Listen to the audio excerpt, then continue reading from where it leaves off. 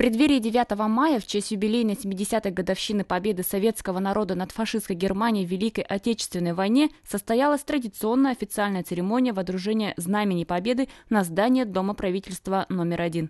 На торжественном водружении символа Знамени Победы присутствовали ветераны войны и тыла, члены правительства республики, народные депутаты, а также учащиеся общеобразовательных учреждений. От имени ветеранов выступил участник Великой Отечественной войны, кавалер ордена Великой Отечественной войны второй степени, награжденный медалью за победу над Японией, заслуженный работник народного хозяйства республики Николай Вадимов. Поздравляю вас с Днем Победы 70-летия. Эта война у нас стоила очень дорого. Во время войны самый народ победил, потому что вся дружба в многонациональном Советском Союзе, единый кулак сплотились. Я желаю вам крепкого здоровья, добрых дел.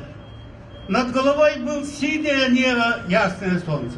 Символ победы внесла знаменная группа измерительного пункта войсковой части 14129 под руководством военного комиссара республики полковника Николая Трепша.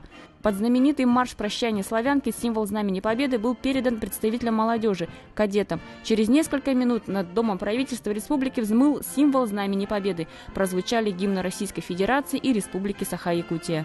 Перед участниками мероприятия прошел марш-плац кадетского корпуса. Аплодисментами были встречены выступления хора ветеранов города Якутска под руководством хортмейстера, отличника культуры Советского Союза Анны Васильевой. Заместитель председателя правительства республики Алексей Дьячковский от имени главы и правительства республики сердечно поздравил ветеранов войны и тыла и всех горожан с наступающим юбилейным днем Великой Победы. Сегодня мы водружаем символ Знамени Победы в нашем здании. Что для нас означает Знамя Победы? Во-первых, это символ победы. С этим знаменем бойцы Красной Армии добывали победу. В тылу совершали трудовой подвиг наши ветераны. Что для нас означает Знамя Победы? Это, во-вторых, символ веры и надежды. Мы верили с этим красным знаменем в нашу победу.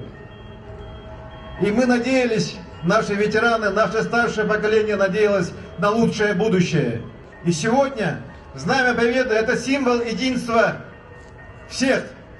Старшего поколения, молодого поколения, она нас сегодня объединяет. Символ Знамени Победы является официальным символом советского народа и вооруженных сил советской армии над фашистской Германией в Великой Отечественной войне и государственной реликвией России. Долг каждого из нас помнить о тех, кто погиб ради своей страны, ради своего народа, и чтить, и учиться, и жить на примере величайшего патриотизма и доблести патриотов своего Отечества.